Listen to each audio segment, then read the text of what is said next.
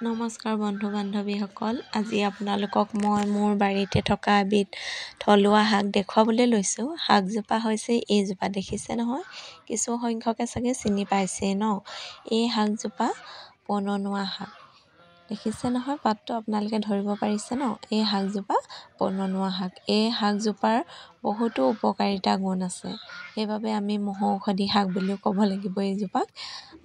এই শাকজোপাই আমাক বহুতো উপকাৰ কৰে, যেনে জণ্ডিছ, পেট জ্বলা-পোৰা কৰা, ৰক্তহীনতাত ভুগি থকা আৰু কিডনী ষ্ট'ন এনেকুৱা ধৰণৰ বেমাৰবিলাকত মাজে মাজে খাই থাকিলে আমি সুফল লাভ কৰিব পাৰোঁ। আৰু এয়া দেখিছে নহয়, টাবটোতে মই পননুৱাৰ লগতে এয়া বগেনভেলিয়া ডাল দুটাও গুজি থৈছিলোঁ।